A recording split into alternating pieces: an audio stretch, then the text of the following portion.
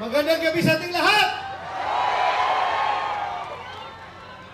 Sa totoo lang, ako'y nahihiyang magsabi sa inyo o iinganyuhin kayo na magsabi na bring him home. Dahil in the first place, hindi natin siya napigilan na dalhin doon sa ICC. Ako talaga ay masama ang loob ko. Mahiya ako sabihan kayo na bring him home. Na in the first place, hindi ko naman talaga siya napigilan na ibiyahe doon sa ICC. Kaya napakasama ang loob ko po. Nung nangyari yun, hindi ko alam kung anong nararamdaman ko. Para bang ganito na tayo ngayon, ka-helpless. Sarili nating pulis ang magdadala ng ating dating presidente, piliting isakay sa eroplano para ibiyahe doon sa The Hague, Netherlands. On what basis? On what basis? Palaging sinasabi ni President Marcos, hindi namin nire-recognize ang ICC. Kasi hindi natin membro. Hindi kami nagko-cooperate sa ICC. Anong ginawang rason ni Pangulong Bongbong Marcos? Interpol! Bullshit! Interpol! Ako! Naging chief PNP ako! Alam ko ano ang papel ng Interpol sa mundo!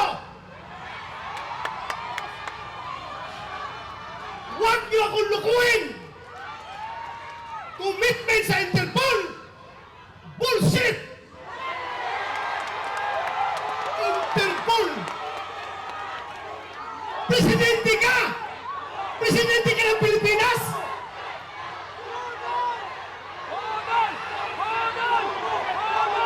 Presidente ka ng Pilipinas!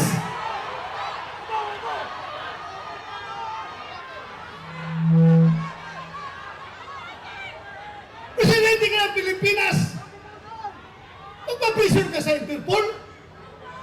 Ha? Pero ang lumalabas, mas gigil, mas atat sila kaysa Interpol, kaysa ICC. Atat sila na ibiyahe si Pangulong Duterte. Bakit? Di ba katungkulan na ating gobyerno ayon sa ating konstitusyon to protect, to serve and protect the Filipino people? Siniservisyohan niya? Yung mga dayuhan, hindi ang Filipino people. Kasi ang Filipino people, yun ang pinadala niya doon sa The Hague. Alam nyo, habang kinakarga sa aeroplano, nag-struggle sila doon. Wala na kayo magawa. Dahil nandun ako sa Davao, kino-coordinate ko yung ating yung petisyon na ginagawa natin na hindi nakahabol. Hindi ako sumama sa Hong Kong dahil sa gabi na yon, alas 3 sa madaling araw dapat ang biyahe ko papuntang Hong Kong. Pero mayroong nag-leak sa akin na informasyon. Hindi pa rin tulog ang Diyos. Nagsabi na, sabihan mo sila na may warrant na si President Duterte at si Bato. Uhulihin sila pagbalik nila dito, galing sa Hong Kong. So tinawagan ko si Bingo Villaldia. Sabi ko, sir, meron ng warrant. Hindi na ko habol dyan. Asikasuhin ko na lang yung petition natin dito. Petition for certiorari and prohibition. Kinordinate ko yung ating mga abogado. Senator Dito yun. Pero nung kinarga na siya, wala na ko. Ano bang gagawin ko? Alam yung nagawa ko? Naghanap ako ng tao nakakilala yung piloto ng eroplano. Pinasabihan ko yung piloto, sabihan mo, pag gawin niya yan, ibiyahe na si Pangulong Duterte. He will go down in history as the pilot na naghatid sa pinakamabait, pinakamahal na Pangulo doon sa dahig. Sabi ko, merong nagkukomunikate sa amin dalawa. Sabihan mo, pagdalahin niya si Pangulong Duterte doon, mananagot siya sa taong bayan. Mananagot siya.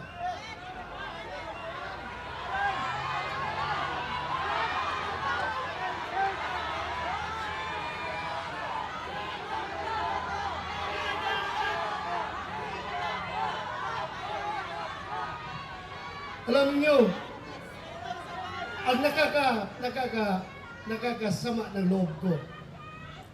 Alam mo yung isang barangay kapitan? Sa barangay kapitan, maliit na barangay. Kausapin mo, Kap, ano ang tingin mo dito? Tama ba ito? Hindi. Sabi ng kapitan sa'yo, Sir, ikaw naman, sir. Pareho tayong lalaki. Hindi pwede yan, sir. Hindi talaga. So may isang salita. Pero may nakausap ako isang presidente.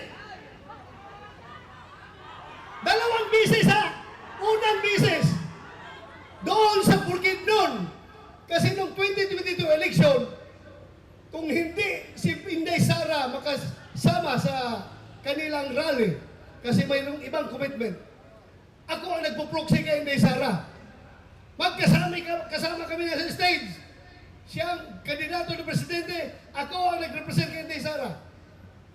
Nag-uusap kami. Usap ko doon. Alam mo, sabi sa akin, hindi siya papayag na makialam ang ICC sa ating bansa. Hindi pa siya presidente noon. Hindi ba presidente? Pangalawang bisis, presidente na siya. Doon sa Malacanang, inimbitahan niya kami. Tinanong ko siya, ano ba itong stand nyo, Mr. President? Pabago-bago. Iba yung sinasabi mo, tapos yung mga tao mo, iba ang sinasabi. Ano ba talaga? Mabuti yung lalaki sa lalaki, sir. Sabi ko, lalaki sa lalaki, sir. Prangkahin mo ako. Para I know what to do. Please, prangkahin mo ako. Sabi niya sa akin, alam mo ba to? Kahit gabuhok mo, kahit wala kang buhok ha, kahit gabuhok mo or buhok ni President Duterte, hindi mahawakan ng ICC. Hindi ako mapayag na papasok ang ICC dito. Alam mo, dagdag niya. Kasi, kung papayagan ko yan, alam nyo, kung papayagan ko yan, after ninyo, mga Duterte, ikaw, after sa investigasyon ninyo, baka kami na naman ang isusunod ng ICC. So, naniwala ako. Pero bakit ngayon, yung nagkahiwalay ang Unitim, bakit biglang nagbago? Bakit biglang nagbago?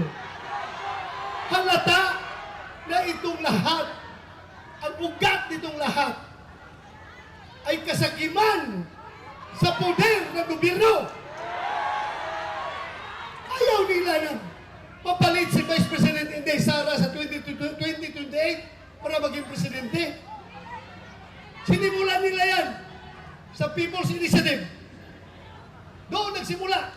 Nagka-litsi-litsi ng Pilipinas. Ngayon, anong nangyari? Saan pupunta ang Pilipinas nito? Wala. We're very much divided. Mabuti sana kung ang division ay 50-50. Ako, hindi ako statistician, pero alam ko, ang division ay nasa 80-20. 80 tayo, 20 lang sila! Pero, yung 20 na yan, sila may hawak ng poder ng gobyerno.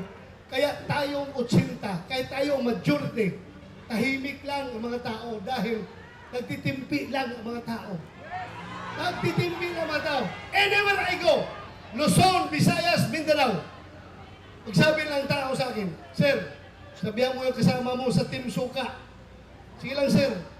Tiis lang kayo. Basta kami, sir, alam namin what to do. Alam namin, sir. Basta kami, makita na lang natin sa balota kapag kami bumoto. Magugulat na lang kayo kung anong magiging resulta. Ako na may naniniwala. Dahil hindi man ako nakiusap sa kanila. Hindi ako nakiusap sa kanila. Sila kusang loob na lumapit sa akin.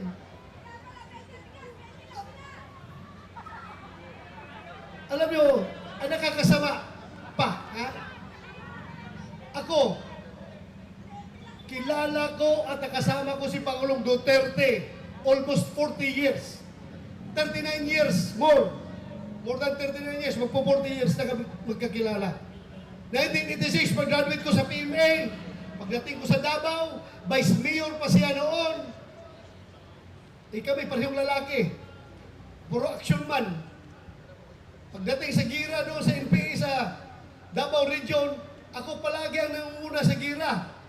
Ako palagi ang nangunguna. Siya naman ay piskal pa noon. Naging Vice Mayor nung in-appoint ni President Cory Aquino. Gusto niyang, pareho kami, parang talagang gusto ng adventure, gusto ng action. Kaya every time meron ako enkwentro, pupunta siya doon, makibalita kung ano nangyari. Ay, so doon kami nag-start kakilala. Noong kinasal ako 1989, siya kinuha naming ninong. At from there on, doon na. Nagsimula ang aming samahan. Pero ako, ipagmayabang ko talaga sa inyo. Yung tao na yan. For 40 years, nakilala ko siya at nagkakasama kami. Ako bilang pulis at siya bilang mayor ng Davao City. Kahit isang utos na para sa pansarili, pang-personal at pang-politikal na utos, walang binigay sa akin yan si Pangulong Duterte. Ganon po siya, katino na tao.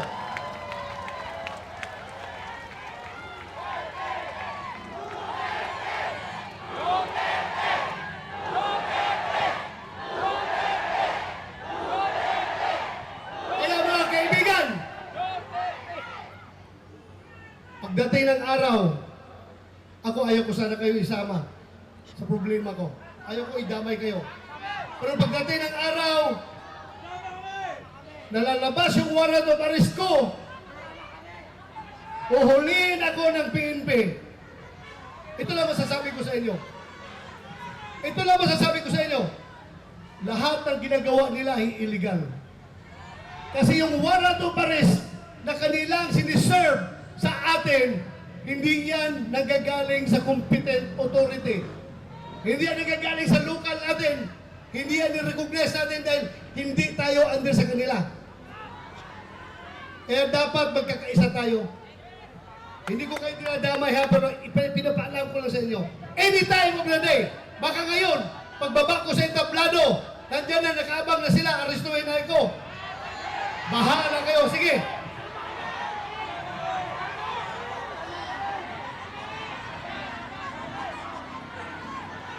Kawawa ang Pilipinas! Ganito na lang! Ganito na lang ba tayo? Kawawa! Sana magising kayong lahat. Pero ako, don't get me wrong. Ako po'y nakikiusap sa inyo na kahit kayo'y galit na galit na. Kahit kayo'y nagigigil na ng gusto dyan. Dahil sa inustisya na ginagawa nila, ako pa rin na nakikiusap sa inyo. I am appealing for your sobriety. Sana kalma lang tayo. Huwag tayo gumawa ng dahas. Dahil pagdating sa dahas, bibigyan natin sila ng rason na mag-declare ng martial. Diba? Huwag niyong gawin yan. Huwag niyong gawin. Huwag kayong gumawa ng dahas. Huwag natin sila bigyan ng rason para magdeklara ng martial. Kailangan tayong lahat ay kalma lamang. Pero sulit, nagkaisa at gustong-gusto na ibalik si Pangulong Duterte dito. Bring him home! Bring him home! Maraming salamat! Magandang gabi sa ating lahat! At huwag niyong kalimutan, hindi lang sa sigaw natin na bring him home, kundi individually. Magdasal tayo sa Poong May Kapal na sana yung sitwasyon ni Paulong Duterte doon ay kayang-kaya niya manusutan yon at sana magtatagumpay siya sa kanyang laban. Yun lang, maraming salamat at magandang gabi sa ating lahat. Thank you! Mga kababayan, Senator Ronald Bato del